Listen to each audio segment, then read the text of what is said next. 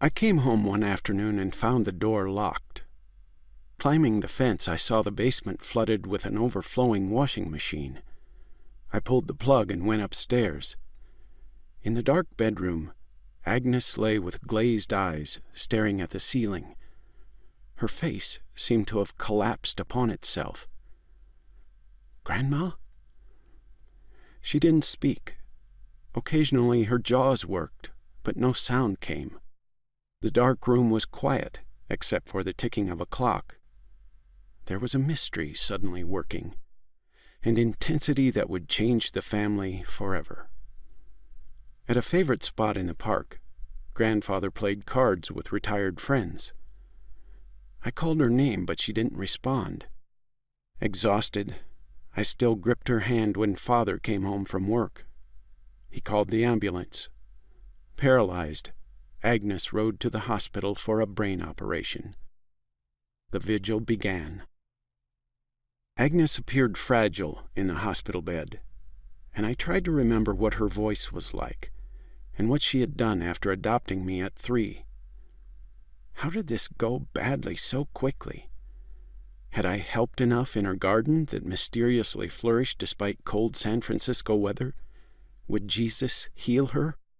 Suddenly, I could hear a County Sligo voice again as she beckoned me near the Christmas tree. Mirth glowed in her blue eyes. "Look into the tree and you'll see something wonderful, lad. Come on, look close." I looked close. It was an old game and fun. "See, something wonderful is hiding in the tree. Something magical."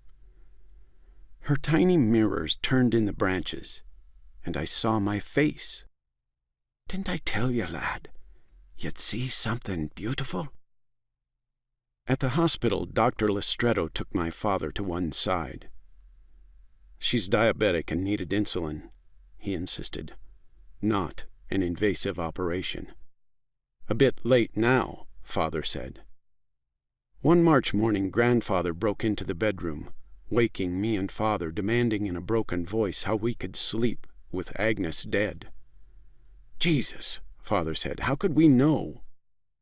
We got up. In the hall, Grandfather looked like an animal that had been struck a fatal blow, yet unaware it was dying. At the wake, I stared at Agnes in the coffin, waiting for her to move, to speak, to communicate. I imagined her a pretty Irish maiden at an Irish ball, holding a tasseled dance card, or huddled in a ship crossing the ocean. I saw something pass over her dead face, a ripple, yet the rosary continued, people kneeling, sitting, listening to the droning voice of the priest. The old Irish wore black. The stale air of the chapel was redolent with flowers, full of whispering voices. Father knelt or sat bolt upright, attentive, ready to pray. But there would be no miracle. Agnes was gone. He turned and looked at me. "Son, are you all right?" "Yes," I said. The murmuring voices continued. Grandfather sobbed, leaning over the coffin as they were about to close it before her final ride to Holy Cross Cemetery. He kissed her dead face. "I'll never see her again," he said.